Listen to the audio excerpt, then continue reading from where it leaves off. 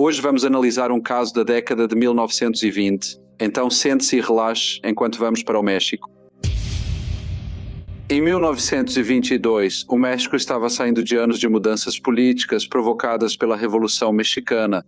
A capital do país, Cidade do México, abrigava cerca de 750 mil pessoas e era um centro da vida política, económica e cultural do México. Ela refletia tanto o legado da era revolucionária quanto as esperanças da nação para o futuro.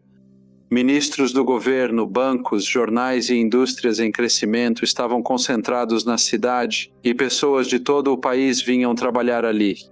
Apesar da desigualdade econômica persistir, a estabilidade do início dos anos 1920 estimulou investimentos e crescimento comercial, consolidando a Cidade do México como um dos principais centros urbanos da América Latina. A manhã de 10 de julho de 1922 parecia como qualquer outra na colónia Roma, uma parte elegante da Cidade do México que ficava logo a oeste do centro histórico. Do lado de fora do número 48 da rua Tonalá, um senador chamado Francisco Tejeda Llorca conversava com alguns de seus conhecidos. Sobreviveu aos anos mais violentos da Revolução Mexicana e agora ocupava uma posição de destaque na vida política nacional. Pouco antes do meio-dia, um carro parou perto de sua casa, algo que normalmente não lhe preocuparia, e em outro dia teria passado despercebido. Desta vez, porém, uma garota de 14 anos desceu do veículo e caminhou diretamente em sua direção. Ela estava vestida completamente de branco e, olhando para ele, gritou que ele havia matado o pai dela. O senador se virou para ela e olhou. Ele sorriu e então se aproximou dela, exigindo uma explicação. Mas antes que muita coisa fosse dita, a garota sacou uma pistola e atirou nele. Francisco Tejeda Llorca caiu no chão enquanto o pânico tomava as ruas. Alguns correram para ajudá-lo, outros para se proteger. Mas enquanto tudo isso acontecia ao seu redor, a jovem permaneceu imóvel, apenas olhando como se não tivesse certeza do que havia feito. O senador foi levado às pressas de volta para dentro de sua casa, mas pouco tempo depois foi anunciado que ele estava morto.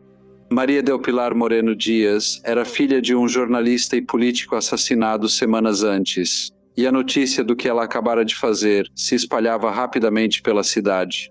Em cafés, barbearias, salões de beleza, mercearias e nas esquinas por toda a capital, todos falavam sobre a garota que havia atirado em um senador em plena luz do dia. Os jornais dedicaram a capa ao caso e escreveram muitas colunas sobre a tragédia. A cada nova edição, a história capturava a imaginação do público, transformando um crime local em uma sensação nacional.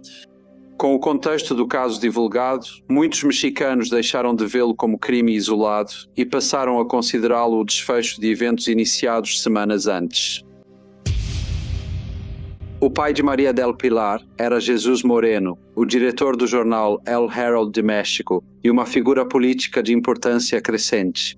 Na época, ele estava concorrendo a uma vaga no Congresso, representando um distrito em Veracruz, um importante estado do Golfo a leste da Cidade do México e uma das regiões portuárias e comerciais mais importantes do país. Suas ambições políticas e influência crescente o colocaram em conflito com o senador Francisco Tejeda Llorca, um poderoso veterano revolucionário com amplas conexões políticas. A rivalidade entre os dois homens não surgiu do nada. Eles tinham desentendimentos políticos e disputas pessoais, e era sabido que, em seu jornal, Sr. Moreno havia criticado o senador e o senador reclamava que vinha sendo alvo de constantes ataques e ameaças. No dia 24 de maio de 1922, o senador Tejeda foi ao Ministério do Interior na Cidade do México. O prédio era um centro de atividade política, e naquela manhã ele e vários políticos, funcionários e visitantes se reuniram na esperança de conseguir uma audiência com uma das figuras políticas mais importantes do país. Um homem chamado Plutarco Elias Calles, que era o secretário do Interior e amplamente cotado para se tornar o próximo presidente do México. Alguns minutos depois que o senador Tejeda chegou, Jesús Moreno também apareceu. Como diretor do El Herald de México e candidato ao Congresso por Veracruz, ele já era uma figura bem conhecida, e a maioria dos políticos e jornalistas políticos sabia que, há algum tempo, o relacionamento entre os dois homens estava se deteriorando. Desentendimentos políticos, animosidade pessoal e críticas trocadas por meio de jornais e declarações públicas os transformaram em rivais ferrenhos. Ao chegar lá, Sr. Moreno caminhou em direção ao senador e os dois começaram a discutir. Eles logo foram cercados por funcionários do governo e uma multidão curiosa.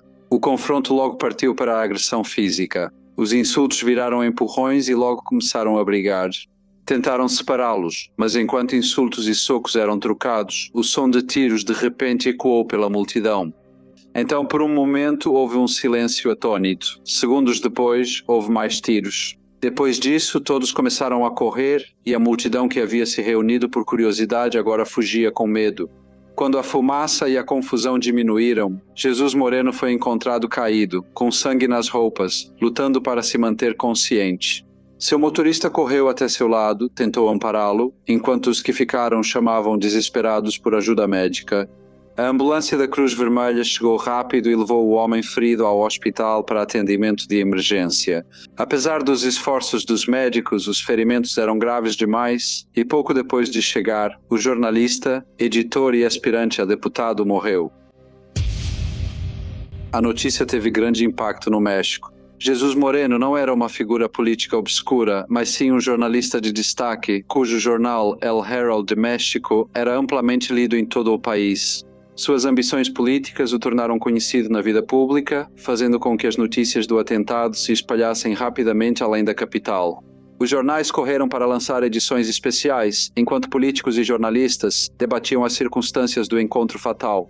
Apoiadores do Sr. Moreno condenaram o assassinato, outros aguardavam a investigação oficial para saber o que ocorreu.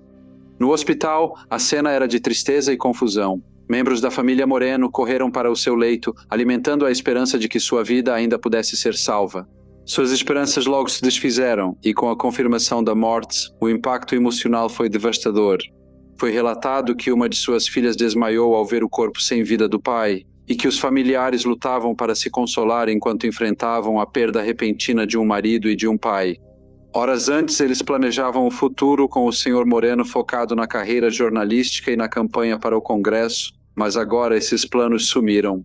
Para Maria del Pilar Moreno, de 14 anos, a perda foi especialmente profunda. Ela teve uma infância confortável e era muito dedicada ao pai.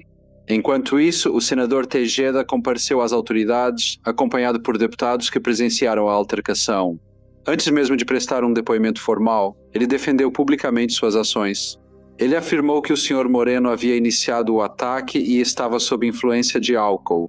De acordo com a versão do senador, o jornalista havia sacado um revólver durante a briga, e o senador afirmou que conseguiu tomar a arma e atirou em legítima defesa. Nem todos aceitaram essa explicação. Exames no corpo do Sr. Moreno não encontraram evidências de embriaguez, contrariando uma das principais alegações do senador Tejeda. Além disso, muitos dos amigos jornalistas do Sr. Moreno, seus colegas e apoiadores políticos consideraram o incidente como um homicídio injustificado e não como um ato de legítima defesa. Com mais detalhes do confronto, jornais divulgavam versões diferentes sobre o ocorrido em frente ao Ministério do Interior. Alguns apoiaram o senador, enquanto outros contestaram sua versão e pediram investigação independente. O tiroteio deixou de ser só uma disputa pessoal e virou uma questão de importância nacional. Durante o funeral de seu pai, Maria del Pilar expressou abertamente sua indignação. Ela acreditava que seu pai fora assassinado e que o responsável seguia livre pelas ruas da cidade do México, protegido por seu cargo e por sua influência política. Amigos e parentes estavam preocupados com a intensidade de sua dor, que parecia vir acompanhada de um sentimento crescente de raiva. Para a garota de 14 anos, a justiça parecia não só atrasada, mas ausente. Nas semanas seguintes, ela parecia ficar cada vez mais retraída, à medida que ficava cada vez mais claro que o senador Tejeda não enfrentaria consequências imediatas pelo tiroteio. A imunidade parlamentar do senador e suas amplas conexões políticas dificultavam muito qualquer tentativa de processá-lo. Os processos judiciais avançavam devagar e havia pouca perspectiva de ação rápida. Para muitos, especialmente apoiadores da família Moreno, o caso parecia caminhar para a impunidade. A ideia de que um homem morreu enquanto o outro seguia impune aumentou o debate público e o ressentimento, sentimentos que Maria del Pilar compartilhava cada vez mais. No entanto, a garota de 14 anos nunca aceitou a situação. Após o funeral do pai, ela visitava frequentemente seu túmulo, enquanto a mãe via a dor da filha virar obsessão. Enquanto adultos discutiam leis e política, a adolescente concluiu: ninguém puniria o homem que matou seu pai. Na manhã do dia 10 de julho, ela saiu de casa acompanhada por uma tia. Estava vestida de branco e disse que iria à missa. Mas no bolso ela escondia um revólver. Ao chegar na colônia Roma, local onde o senador Tejeda morava, a jovem desceu do carro e caminhou em direção a ele. Quando estava perto o suficiente, ela atirou. No entanto, embora isso pudesse ter sido um caso de uma jovem se vingando pela morte do pai, houve algumas testemunhas que afirmaram ter ouvido mais tiros do que poderiam ser explicados por uma única arma. Circularam rumores sobre a presença de um segundo atirador e alguns vizinhos do senador relataram ter visto um jovem armado próximo ao local. Esses relatos, no entanto, nunca foram confirmados e nunca tiveram um papel decisivo em nenhum processo judicial. Após o tiroteio, a mãe da garota, senhora Ana Moreno, Reno Dias foi chamada ao local e, ao saber o que a filha fez, levou-a aos escritórios do El Herald de México, onde seu marido trabalhou. Lá, tomaram uma decisão crucial. Considerou-se melhor que Maria del Pilar se entregasse às autoridades. Assim, acompanhada por sua mãe e representantes do jornal, a jovem foi até a polícia e se entregou. Durante o interrogatório, ela admitiu ter atirado no senador e fez pouco esforço para negar suas ações. Ela estava muito calma e não demonstrou sinais de remorso. Na verdade, ela declarou que agiu porque a justiça havia falhado em punir o homem responsável pela morte de seu pai. Na cabeça dela, a lei havia protegido o senador enquanto negava justiça à família dela. As autoridades logo iniciaram procedimentos judiciais. Apesar de ser menor de idade, o assassinato de um senador proeminente em plena luz do dia era sério demais para ser tratado com indulgência. Maria del Pilar passou as primeiras noites sob custódia enquanto investigadores colhiam depoimentos e tentavam reconstruir os fatos na rua Tunala. Enquanto isso, a notícia do tiroteio se espalhou rapidamente pelo país, transformando o caso em uma sensação nacional. Os jornais dedicaram ampla cobertura ao caso, frequentemente colocando-o nas capas por vários dias seguidos. Fotografias da jovem de 14 anos apareciam ao lado de relatos dramáticos do tiroteio e longas discussões sobre a morte anterior de seu pai. Editoriais debatiam se ela era uma criminosa ou uma vítima de circunstâncias além de seu controle. A opinião pública se dividiu profundamente. Alguns a consideravam uma assassina que fez justiça por conta própria. Outros, porém, a enxergavam como uma filha enlutada, levada a um ato desesperado após a falha das autoridades em fazer justiça. À medida que a simpatia pública crescia, cartas de apoio chegavam de todo o México, e muitas pessoas expressavam abertamente sua admiração por sua coragem e sua devoção à memória de seu pai. Com o avanço do caso, a garota de 14 anos virou símbolo da frustração pública com o privilégio político e a ideia de que homens poderosos escapam da responsabilidade.